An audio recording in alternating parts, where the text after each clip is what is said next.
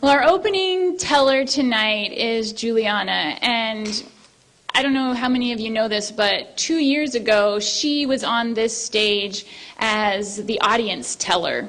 And so we're super excited, and for one, I have really enjoyed listening to Juliana's stories over the last few years. And one thing that I really admire about her is her childlike approach to looking at the world. Notice I say childlike, not childish. There's a difference. And I feel like we're kind of kindred spirits in that. There's so much in this world to appreciate and be joyful about. And I see that and hear that in her stories. So I will turn the time over to Juliana Person. Let's give her a big round of applause.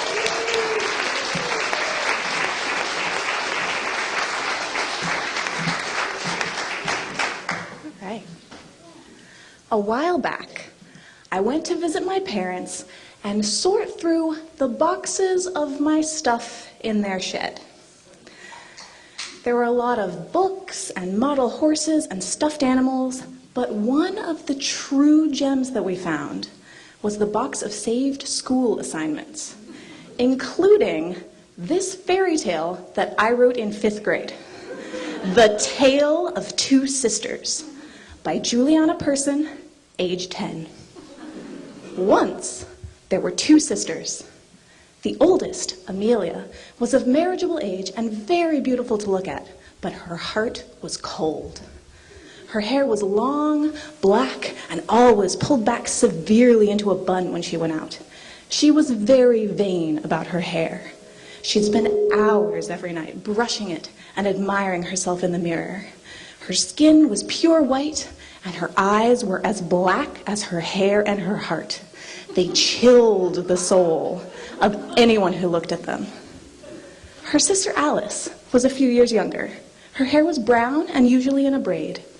Her skin had a slight tan from working in the garden every afternoon. Her eyes were a warm brown and always had a twinkle in them, whenever she was helping the children of the village or taking care of the animals. They lived with their father in a little cottage near the woods, their mother having died giving birth to Alice. This was something that Amelia hated Alice for and could never forgive her. Even the sight of her younger sister made her rage with anger.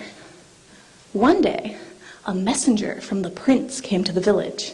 He announced that the prince wanted to choose a wife immediately, and all of the fairest maidens in the village should be presented at the palace at 10 o'clock the next morning.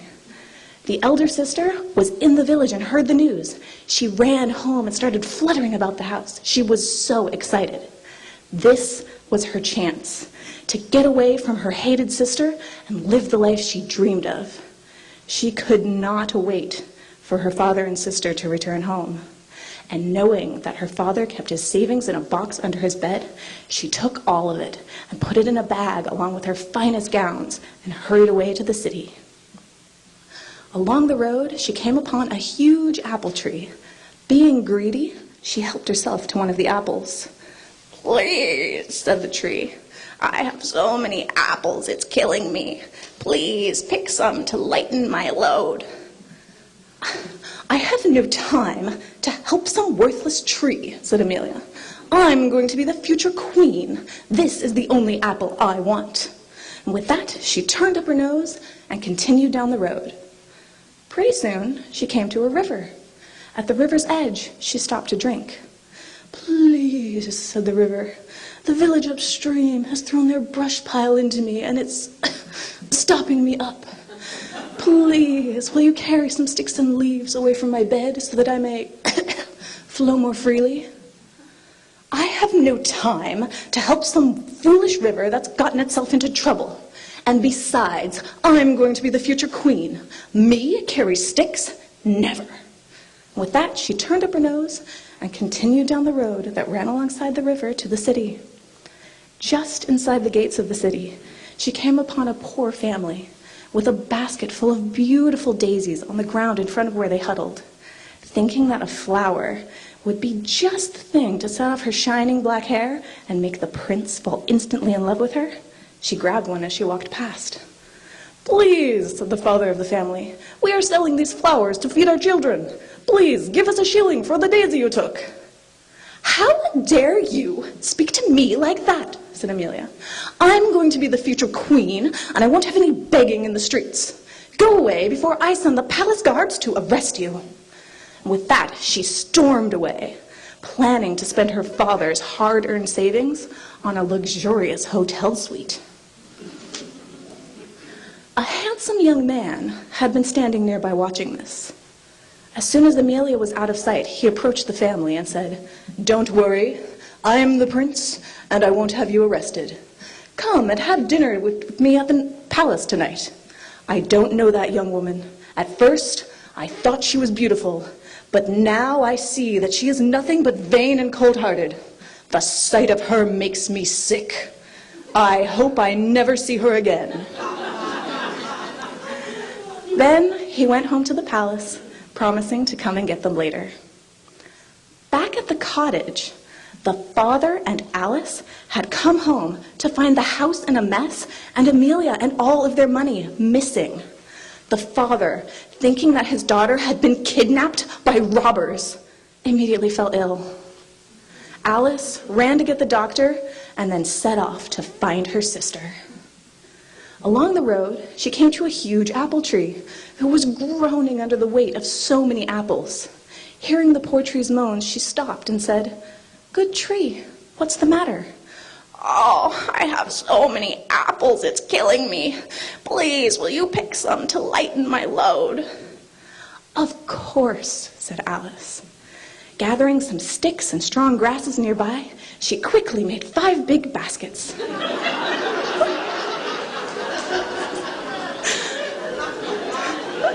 Then she climbed up the tree and picked all of the apples, spurred on by the sighs of relief that the tree made with every apple she picked. "Oh, thank you so much," said the tree. "I don't know what I can do to repay you." "Just tell me, if you please, did a dark-haired maiden pass this way? Possibly in the company of robbers?" "Yes, a dark-haired maiden did pass this way. She went towards the river. Please take these apples. I can't use them, and I don't want them to go to waste. And please come again next year." Alice promised that she would, and then turned to look at her baskets full of ripe red apples, licking her lips at the thought of their juicy taste. "Go ahead," said the tree. "Try one. They've been made much sweeter by you." Alice took a bite and was amazed at how delicious they were. A rich-looking pie salesman was driving his cart down the road and saw her look of amazement and delight as she ate her apple. He was so taken with the sight of it, he had to have them for himself. "Young lady," said the pie man, "those apples look so delicious, I must have them. I will surely make my fortune if I can have those apples for my pies. Will you take this pouch of gold in exchange?" "Of course, if I may keep 3 for myself," said Alice. The deal was made, and Alice said goodbye and thank you and continued on her way. Pretty soon, she came to the river. As she approached, she could hear it pleading for help. "Gentle river, what's the matter?" "Oh, the village upstream has thrown their brush pile into me, and it's stopping me up. Please, will you carry some sticks and leaves away from my bed so that I may flow more freely?" "Of course," said Alice, who immediately began gathering up the sticks and debris. She stacked the sticks into neat bundles on the river's edge, spurred on by the sighs of relief that the river made as she cleared its bed. "Oh, thank you so much," said the river. "I don't know what I can do to repay you. Just tell me, if you please, have you seen a dark-haired maiden pass this way?" "I have," said the river. "She went towards the city. Please take these sticks with my thanks, and please come again next year when the village upstream will surely do this again." Alice promised that she would and turned to look at her bundles of sticks. A little pig came walking by just then. He saw the neat bundles of sticks and the sweet-looking girl staring at him. The sight gave him an idea. "Please, can I buy your sticks so I can build myself a house?" "You may have them for free," said Alice, "although I warn you, they might not make the strongest house. If I were you, I would make one out of bricks." "No," said the pig, "that brick houses are too much work. I think sticks will be fine. And if you won't take money, at least take this bit of straw that my brother gave me. You never know when it might come in handy." Alice agreed and put the straw in her pocket. Then she said goodbye and thank you to the pig and the river and continued on her way.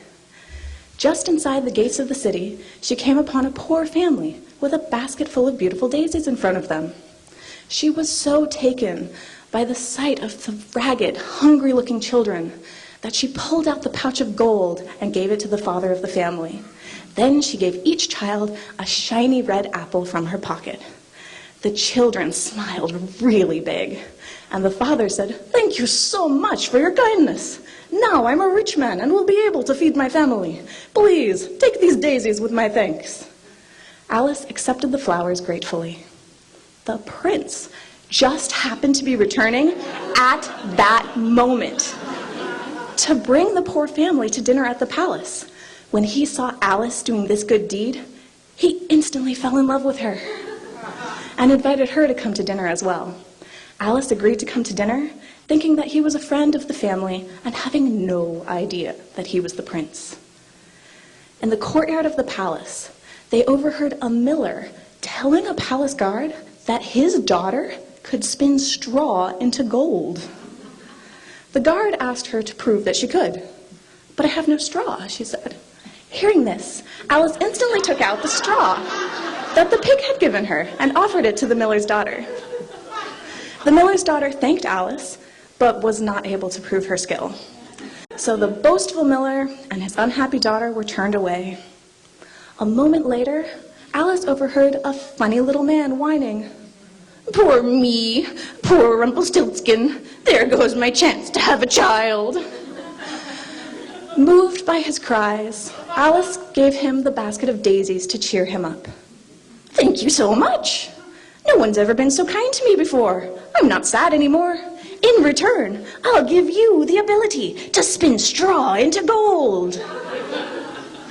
Alice thanked him kindly and continued following the handsome young man and the family up the palace stairs. They went into a humongous dining room with golden walls and beautifully woven tapestries of all sorts hanging from them. In the center was the largest table Alice had ever seen. On it, a banquet was laid with the most delicious foods there ever were. "Sit down," said the handsome young man. "Why are we eating here at the palace?" asked Alice. "I am the prince," he replied. He took her hand and got down on one knee. "Will you do me the honor to be my wife?" "Of course," said Alice, who had fallen in love with him on the walk to the palace. The prince called a messenger and told him to tell the people that he had already chosen a wife, but they should all still come at 10 o'clock the next morning, because everyone in the land was invited to the wedding. All of the people gathered the next day. Bells were ringing and birds were chirping as the happy couple emerged from the church. Amelia, seeing Alice, was filled with a jealous rage and began running home. When the river saw her coming, it got very angry and began to rise. "Please, river, don't rise. I need to get home," said Amelia. "You didn't help me when I needed help, so why should I help you?" It continued to rise. Going as fast as she could, she barely managed to make it to the tree before the water was up to her ankles. "Please, tree, may I climb into your branches so the river can't catch me?" "You didn't help me when I needed help, so why should I help you?" She pleaded and pleaded with the tree, but the tree did not give in. The water was rising and up to her neck when she was swept away by an undertow and drowned. Alice never knew what became of her sister, but she invited her father to come and live at the palace. Whenever poor people needed help, she would spin straw into gold for them. She faithfully kept her promises to the tree and the river. Her apples were famous throughout the land as being the most delicious apples anyone could ever eat. And they all lived happily ever after.